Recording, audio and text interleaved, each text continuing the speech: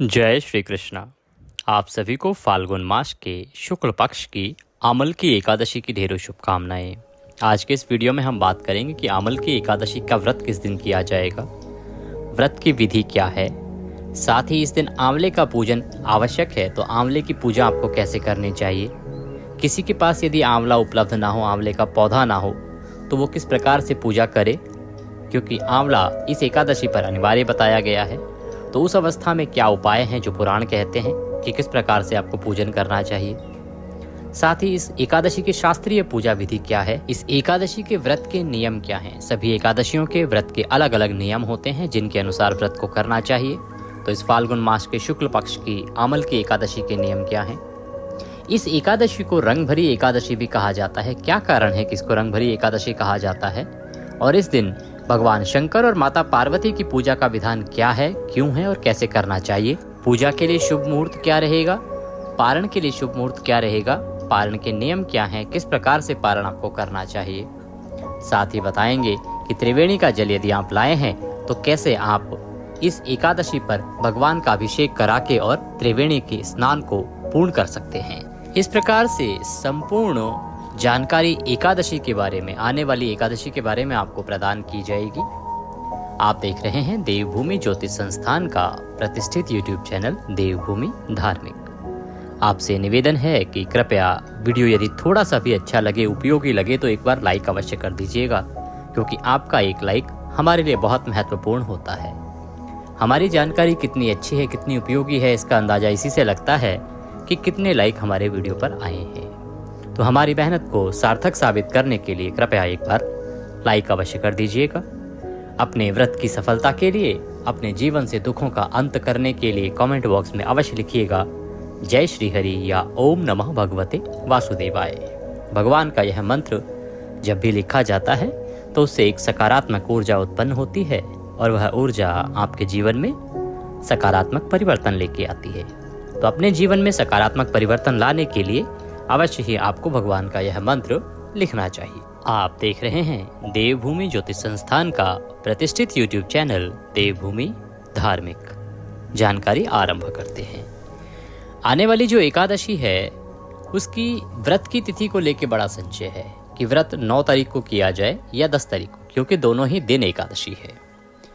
कौन सा व्रत श्रेष्ठ रहेगा, इसके बारे में आपको बताएंगे। पहले हम जानते हैं कि जो आने वाली एकादशी है ना, उसका महत्व क्या है, इसकी पूजा विधि क्या होनी चाहिए, कैसे इस एकादशी का आपको पूजन करना चाहिए, व्रत के नियम क्या रहेंगे और किस प्रकार से आपको पारण इसका करना चाहिए। तदोपरांत बताते हैं कि आपको व्रत पारण आदि करना किस दिन है।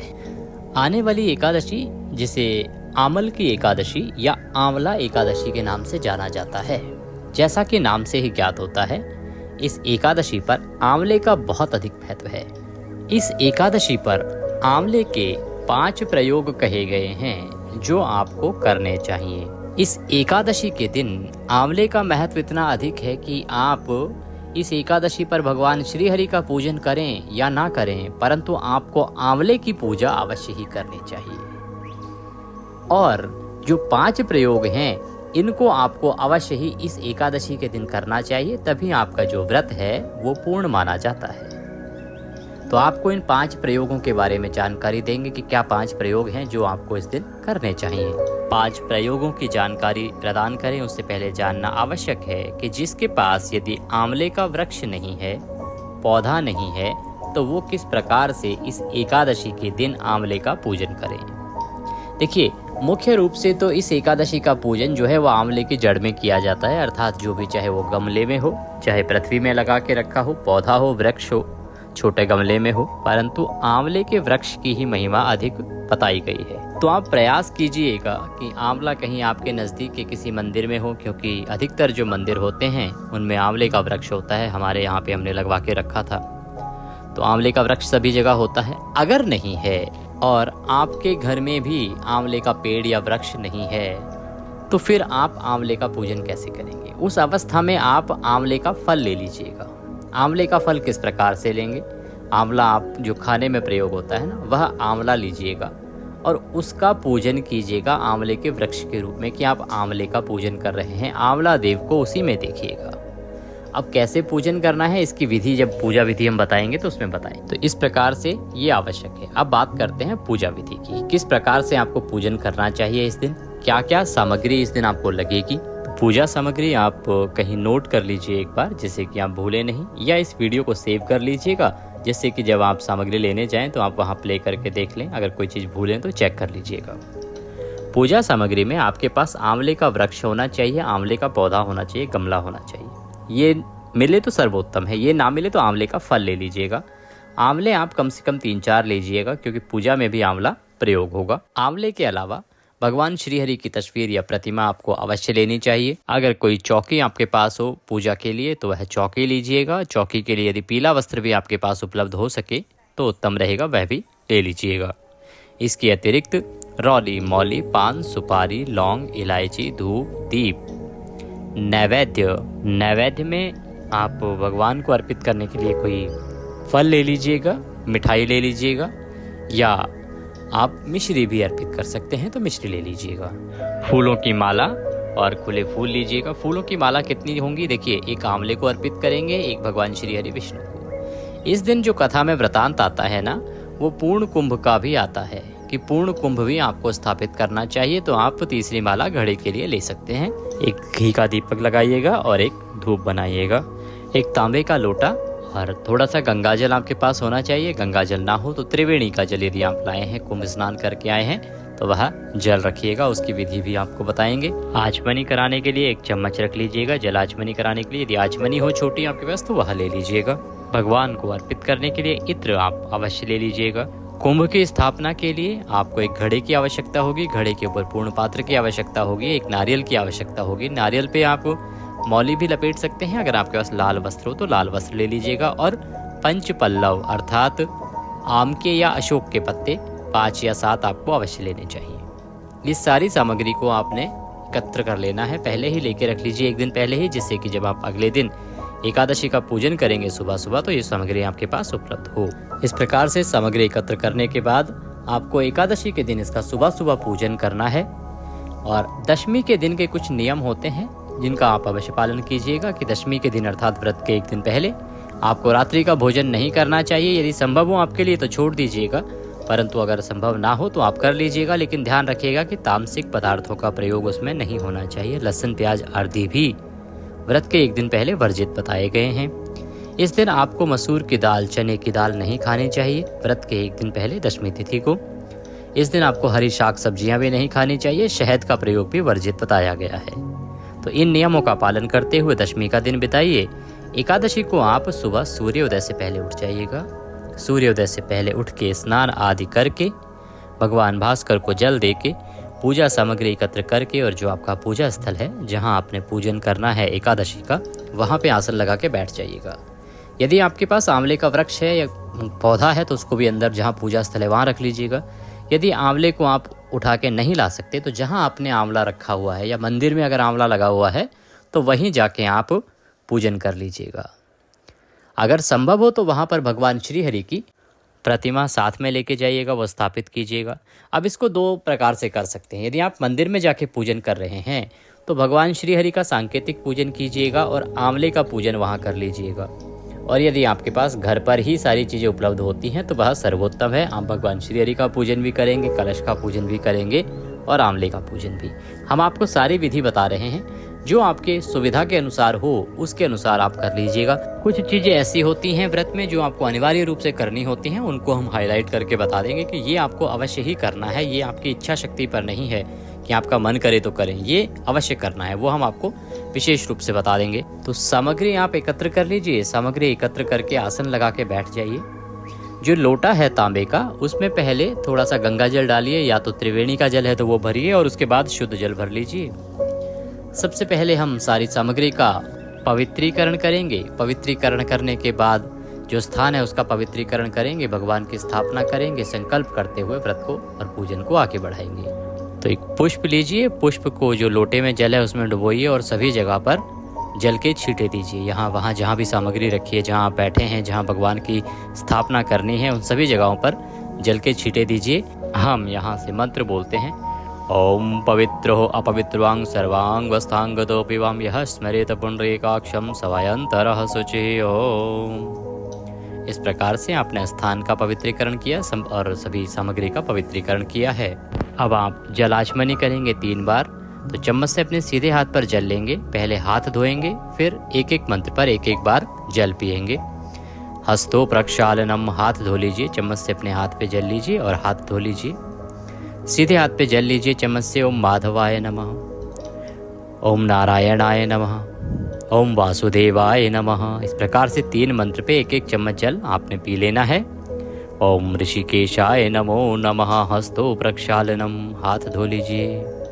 हाथ धोने के बाद अपने आप को मौली बांधिए, तिलक कीजिए। आपके पारिवारिक जन यदि साथ में बैठ के पूजन कर रहे हैं तो उनको भी तिलक कीजिए और मौली बांधिए। अब आप पहले भगवान की स्थापना करेंगे, तदोपरांत व्रत का संकल्प करेंगे। स्थापना करने के लिए जहाँ पे आपने भगवान का पूजन करना है, भगवान श्री हरि की तस्वीर को स्थापित कीजिए। तस्वीर को रखने से पहले उस स्थान पर पुष्प रख दीजिए और इस भाव से कि भगवान, यह हम आपके लिए आसन दे रहे हैं, इसे आसन के रूप में स्वीकार करें और इस पर विराजमान हो। तो इस प्रकार से आसन देते हुए भगवान को वहाँ पर विराजमान कर दीजिएगा। आसन पर भगवान को विराजमान कीजिए। इसके बाद आंवले की स्थापना करनी है तो आंवला देव को भी स्थापित कीजिए। आसन के रूप में पुष्प रखिए, उसके ऊपर आप आंवला को स्थापित कर दीजिए। अब मान लीजिए कि आपके पास आंवले का वृक्ष नहीं है, पौधा नहीं है, तो आप आंवले के फल पर पूजन करेंगे। तो एक प्लेट या थाली लीजिएगा, एक कोई पात्र लीजिएगा जिसमें आप आंवला रखेंगे, क्योंकि जिससे कि आप जब जल अर्पित करेंगे ना तो वह जल पृथ्वी पर या यहाँ वहाँ कहीं गिरेगा नहीं। तो आप उस आंवला को रखने से पहले वहाँ पर पुष्प रखिएगा आसन के रूप में, फिर आंवले देव को वहाँ पर रख दीजिएगा। आंवले का फल आप रख रहे हैं, लेकिन भाव ऐसे रखिएगा कि आप आंवला देव की पूजा साक्षात कर रहे हैं, उनको स्थान दे रहे हैं, स्थापित कर रहे हैं। संभव हो तो इस दिन आपको कुंभ की पूजा भी करनी चाहिए, घड़ा रखना चाहिए। घड़ा मिट्टी का होगा, मिट्टी का घड़ा लीजिएगा, या आपके पास कोई और धातु का घड़ा है तो वह भी ले सकते हैं। घड़े को रखने से पहले आसन दीजिएगा, उसके बाद घड़े में पानी भर के उसको रखना है, कलश को, क्योंकि इस दिन पूर्ण कुंभ की पूजा का वर्णन जब आप कथा सुनेंगे तो आपको सुनाई देगा वृतांत कि किस प्रकार से पूर्ण कुंभ के बारे में कहा गया है, वृतांत आता है। घड़े को स्थापित करेंगे, जल भरेंगे, उसके ऊपर पूर्ण पात्र रख देंगे और पंच पल्लव अवश्य लगा दीजिएगा। पंच पल्लव लगाने के बाद उस पर नारियल रखिएगा। नारियल के ऊपर संभव हो तो लाल कपड़ा लपेट दीजिएगा, लाल कपड़ा ना हो तो एक मौली लीजिएगा, वह लपेट दीजिएगा और इस प्रकार से कलश की स्थापना कर दीजिएगा। स्थापना करने के बाद धूप को प्रज्वलित कर दीजिए, दीपक जला दीजिए और व्रत करने का संकल्प कीजिए। सीधे हाथ में जल लीजिएगा, 1 रुपये का सिक्का दक्षिणा के रूप में कम से कम रखिएगा। 3 बार बोलिएगा ओम श्री विष्णु, ओम श्री विष्णु, ओम श्री विष्णु। अपना नाम, अपना गोत्र, जिस स्थान पर बैठकर आप संकल्प कर रहे हैं ना, वहाँ का मकान नंबर, क्षेत्र का नाम, शहर का नाम। फाल्गुन मासे शुक्ल पक्षे आमल के एकादश्यायां पुण्यतिथियो एकादशी मध्ये भगवान श्री हरि विष्णु धात्रे व्रत पूजनम संकल्पम संकरिष्ये। बोलिए सौ श्री विष्णु शरणौ शरणम प्रपद्ये और वह संकल्प भगवान के चरणों में अर्पित कर दीजिए। आपने संकल्प किया है कि आप एकादशी का जो व्रत पूजन कर रहे हैं। संकल्प बहुत अनिवार्य प्रक्रिया है, इसीलिए आपको संकल्प अवश्य करना चाहिए। चाहे आप सीधे साधारण शब्दों में भी संकल्प करना चाहें तो वह भी कर सकते हैं, पर संकल्प अवश्य करना है। संकल्प करने के बाद आप पूजन आरंभ करेंगे। सर्वप्रथम कलश का पूजन करेंगे, फिर आंवले का पूजन करेंगे, फिर भगवान श्री हरि का पूजन करेंगे। कलश पूजन के लिए जो कलश है, सबसे पहले आप कलश को पद्य अर्घ आचमनी के रूप में जल के 3 बार छींटे दीजिए। पुष्प से 3 बार जल के छींटे दीजिए। उसके बाद स्नान कराइए। स्नानम स्नानते स्नानम जलम समर्पयामि। स्नान कराइए, 1 बार फिर से जल के छींटे दीजिए। तिलक लगाइए, तो आप 5 या 7 बिंदी लगा सकते हैं या 1 बिंदी भी लगा सकते हैं। कलश पर तिलक लगाइए, उनके कंठ पर मौली बांध दीजिए। वस्त्र के रूप में आप मौली का टुकड़ा तोड़कर अर्पित कर दीजिए। पुष्प माला अगर है तो माला पहनाइए, अन्यथा फूल अर्पित कीजिए। धूप दिखाइए, दीप दिखाइए, नैवेद्य चढ़ाइए। नैवेद्य के रूप में कोई मिठाई आपके पास है तो वह अर्पित कीजिए, अन्यथा फल लीजिए और वह फल अर्पित कर दीजिए। फल ना हो तो मिश्री भी आप चढ़ा सकते हैं। तो नैवेद्यम समर्पयामि, नैवेद्यम जल आचमनिम कुरुहु। जल आचमनी कराइए, पुनः 1 बार पुष्प से जल के छींटे दे दीजिए। और हाथ जोड़ के नमस्कार कीजिए, प्रार्थना कीजिए कि हे कुंभ महाराज, हे कलश महाराज, आप में सभी देवता विराजमान हैं और हम आपका सबका पूजन करते हैं। आप यहाँ पर विराजें और हमें अपना आशीर्वाद दें। इसके बाद आपको आंवले का पूजन करना है। आंवले का पूजन करने के लिए आप जलाचमनी का प्रयोग कीजिएगा या 1 चम्मच का प्रयोग कीजिएगा। सबसे पहले आंवले को पद्य अर्घ आचमनी कराएंगे तो 1-1 चम्मच जल छोड़ेंगे। ओम पद्यम समर्पयामि, 1 चम्मच जल लीजिए, छोड़ दीजिए। जो लोग आंवला देव की पूजा कर रहे हैं आंवले के फल पे, तो वो आंवले के फल पर जल छोड़ेंगे। इसीलिए हमने कहा है कि किसी पात्र में उसको रखिएगा। ओम अर्घ्यम समर्पयामि, अर्घ अर्पित कीजिए, आंवले के जड़ में जल छोड़िएगा 1 चम्मच जल। ओम अर्घ्यम समर्पयामि, अर्घ के बाद आचमनीम समर्पयामि, पुनः 1 चम्मच जल लीजिए, आंवले को अर्पित कीजिए। ओम स्नानम जलम समर्पयामि, स्नानम स्नानते, स्नान के लिए 1 चम्मच जल जो आंवले के फल पर पूजन कर रहे हैं, जो पेड़ पर पूजन कर रहे हैं, वो जल अर्पित कीजिए। त्रिवेणी का जल है तो वह अर्पित कीजिए। त्रिवेणी के जल से विशेष पूजा के लिए हमने एक वीडियो बनाया है कि कैसे आप एकादशी पर त्रिवेणी का स्नान फल को पूर्ण करें, तो उसको आप अवश्य देख लीजिएगा विस्तृत जानकारी के लिए। जल अर्पित कीजिएगा। तदोपरांत दुग्ध मिला हुआ जल, दूध मिला हुआ या आप दूध चढ़ाइएगा। आंवले को दूध से पूजा की जाती है, दूध चढ़ाइएगा। और तदोपरांत पुनः शुद्ध्योदक स्नानम, पुनः शुद्ध जल चढ़ाइएगा। तो जो आंवले के फल पर पूजन कर रहे हैं वो 1 चम्मच शुद्ध जल, फिर 1 चम्मच दूध और फिर 1 चम्मच पुनः शुद्ध जल आंवले को चढ़ा दीजिए। सुगंध अर्पित कीजिए। सुगंध के रूप में इत्र लीजिए, इत्र को रुई पर लगाइए या पुष्प पर लगाइए और वह भगवान को अर्पित कर दीजिए। इत्र अर्पित करने के बाद वस्त्र अर्पित कीजिए। वस्त्र के रूप में मौली का टुकड़ा तोड़िए और वह आंवले को अर्पित कर दीजिए। वस्त्रम वस्त्रांते अक्षतम पांतु, तिलक लगाइए। तिलकम तिलकांते, तिलक लगाइए, आंवले देव को तिलक लगाएंगे। तिलक लगा के फूलों की माला पहनाइए, पुष्प अर्पित कीजिए, धूप दिखाइए, दीप दिखाइए, नैवेद्य अर्पित कीजिए। नैवेद्य क्या होता है? नैवेद्य के रूप में आप फल का भोग लगाएंगे या मिश्री अर्पित कर सकते हैं, अन्यथा कोई मिठाई है तो वह भी चढ़ा सकते हैं। नैवेद्यम समर्पयामि, जल आचमनिम कुरुः, जल आचमनी कराइए। पुनः 1 चम्मच जल लीजिए और आंवले को अर्पित कर दीजिए। इस प्रकार से आंवला देव का जो है आप आवाहन कीजिए कि हे आंवला देव, आप यहाँ पर विराजमान हो, हमारी पूजा को स्वीकार करें और हमारे ऊपर कृपा बनाए रखें, सदाशीर्वाद प्रदान करें। और ओम धात्रे नमः, ओम धात्रे नमः, ओम धात्रे नमः, इस मंत्र का आपको जाप करना है जब आप आंवले की पूजा कर रहे हैं तो, क्योंकि आप जो मंत्र हम बोल रहे हैं सारे आप बोल नहीं पाएंगे। और सबसे बड़ा मंत्र है आंवले की पूजा के लिए ओम धात्रे नमः, ओम धात्रे नमः, ओम धात्रे नमः। इस मंत्र के साथ आंवले की पूजा करनी है। अब आप भगवान श्री हरि विष्णु का पूजन करेंगे। भगवान श्री हरि का पूजन जब आप करेंगे तो भगवान के सामने एक पात्र रख दीजिए जिसमें कि आप पूजा की सामग्री अर्पित करेंगे। पद्य अर्घ आचमनी आप सबसे पहले अर्पित कराएंगे।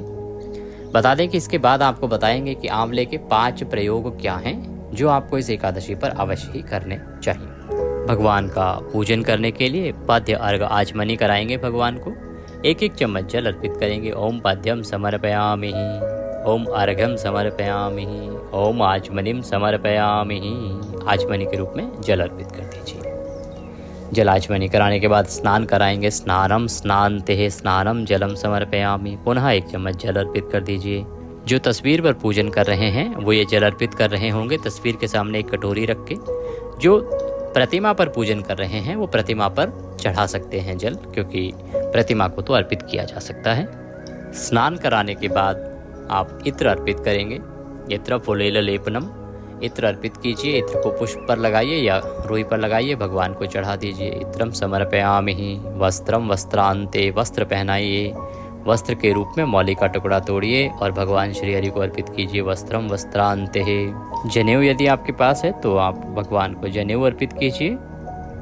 जनेऊ के बाद चंदन लगाइए, प्रेम से चंदन लगाइए। चंदनम महत्पुण्यम पवित्रम पापनाशनम, पुष्पम समर्पयामि, पुष्प अर्पित कीजिए। भगवान को फूल अर्पित कीजिए। फूलों की माला है तो माला पहनाइए। पुष्पम समर्पयामि, धूपम दर्शयामि, दीपम दर्शयामि, धूप दिखाइए और दीप दिखाइए। नैवेद्यम समर्पयामि, नैवेद्य अर्पित कीजिए। नैवेद्य के रूप में कोई भी फल आदि अर्पित नहीं करना है, केवल आंवला आप भगवान को अर्पित करेंगे। आज के दिन इस एकादशी पर आंवला आपको भगवान को अवश्य ही अर्पित करना चाहिए। जलाचमनीम कुरुः, जलाचमनी कराने के लिए आपको 1 चम्मच जल पुनः अर्पित करना है भगवान को। ताम्बूलम पूंगी फलम शुभ दक्षिणायाम शुभदो वरदो भवः। तांबूल अर्पित करेंगे आप।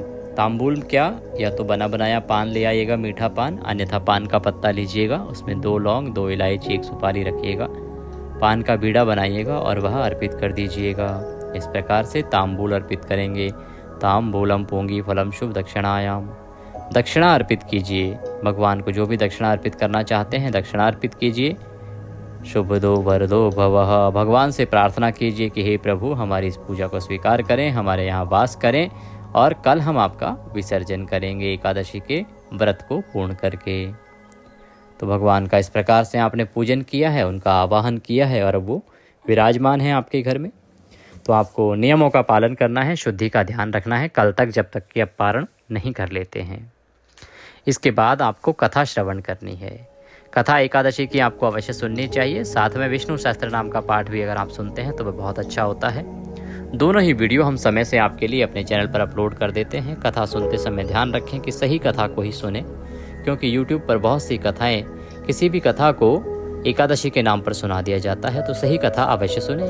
आप हमारे चैनल पर नए हैं तो इसे सब्सक्राइब कर लें, क्योंकि ये एक प्रतिष्ठित ज्योतिष संस्थान का चैनल है और हम जो भी जानकारी देते हैं वो पुराण ज्योतिष शास्त्र पर आधारित होती हैं। हम मनगढ़ंत कुछ नहीं बोलते, अपनी मर्जी से कुछ भी बनाकर नहीं बोलते हैं। जो पुराणों में लिखा हुआ है, जो पंचांग मुहूर्त बताते हैं, समय बताते हैं, उसी के अनुसार हम जानकारी देते हैं। तो चैनल को सब्सक्राइब कर लीजिए और जो बेल आइकन का निशान आएगा ना, जब सब्सक्राइब करेंगे तो एक बेल बनी आती है, उस बेल को अवश्य दबा दीजिएगा, तभी आपको हमारे सारे वीडियोस मिलेंगे। अन्यथा सारे वीडियो मिल नहीं पाते हैं और महत्वपूर्ण जानकारी आपसे छूट जाती है। तो आप चैनल को सब्सक्राइब करें और बेल आइकन को अवश्य ही दबा दीजिए। कथा श्रवण करेंगे, विष्णु सहस्त्र नाम का पाठ सुनेंगे, भगवान की आरती करेंगे और इसके बाद नियमों के अनुसार आप दिन को व्यतीत करेंगे। अब बात आती है कि इस एकादशी पर 5 प्रयोग क्या हैं आंवले के, जो आपको अवश्य करने चाहिए, और उसके बाद बात करेंगे कि इसका व्रत कब करना है, पारण कब करना है, अन्य जानकारी। ये जो एकादशी है ना, इस पर आंवले के 5 विधान कहे गए हैं, 5 प्रयोग जो आपको अवश्य ही करने चाहिए। सबसे पहले आंवला युक्त जल से स्नान। जो नहाने का जो आपका पानी है उसमें एक आंवला आप काट के डाल दीजिएगा, या आप साबुत भी डाल सकते हैं। काट के डालते हैं तो उसका अधिक प्रभाव आता है, उसमें अधिक असर आता है। आंवला युक्त जल से आपको स्नान करना है। स्नान करने के बाद हमने आपको जब पूजन हमने किया है तो भगवान को भोग में, पूजा में अर्पित किया है आंवला। भगवान को पूजा में अवश्य ही आंवला अर्पित करना है। तीसरा प्रयोग होगा कि आपको अवश्य ही एकादशी में आंवले का सेवन करना चाहिए। आंवले को आपको प्रयोग करना है, खाने में प्रयोग करना है, तो आंवला अवश्य ग्रहण कीजिएगा आप। चौथा प्रयोग होगा आपको आंवले का दान करना है। आपको दान अवश्य करना चाहिए आंवले का। सवाया दान करें आप, या जितना हो सके उतना दान करें, पर आप आंवले का दान अवश्य कीजिएगा। आप आंवले का वृक्ष अगर लगवाते हैं कहीं तो ये बहुत उत्तम बताया गया है। विधान है कि अगर आमल की एकादशी पर आपने एक आंवले का वृक्ष कहीं लगवा दिया किसी पुण्यदायी जगह पर, तो वह आपको 1000 एकादशी करने का फल प्रदान करता है। इसीलिए आंवले की बड़ी अद्भुत महिमा है। आंवले का दान कीजिएगा। और 5वां है आंवले का दीपदान। सायंकाल को आंवले का दीपदान अवश्य कीजिएगा। आंवले का दीपदान का वीडियो हम आपके लिए अपलोड करेंगे। अगर आपको ज्ञात नहीं है कैसे बनाया जाता है तो आंवले के दीपदान का वीडियो हम आपको करके दिखाएंगे कि आंवले का दीपदान किस प्रकार से किया जाता है। तो आप आंवले का दीपदान करें। ये 5 प्रयोग हैं जो आपको इस एकादशी पर आंवले के अवश्य ही करने चाहिए। अगर किसी को आंवले का मंत्र नहीं पता है तो इनको कहते हैं धात्रे। ओम धात्रे नमः, ओम धात्रे नमः, ओम धात्रे नमः। यह आंवला देव का मंत्र है। इसका जप आप करेंगे, नियमों के अनुसार दिन को व्यतीत करेंगे। सायंकाल को हो सके तो भगवान के मंत्र का जप कीजिए और भगवान का कीर्तन कीजिए। रात्रि को जागरण कीजिए। अगले दिन पारण के लिए ब्रह्म मुहूर्त में, अन्यथा सूर्योदय से पहले अवश्य उठ जाइए। अब बात आती है कि व्रत आपने कब करना है, पारण आपने कब करना है, आगे की विधि क्या रहेगी। आमल की एकादशी तिथि आरंभ हो रही है 9 मार्च को सुबह 7:45 पर और 10 मार्च को सुबह 7:44 पर ये समाप्त हो जाएगी। ऐसे में 10 मार्च को सूर्य के मुख से एकादशी होगी। 9 मार्च को भी पूरा दिन है, परंतु सूर्य के मुख से 10 मार्च को होगी।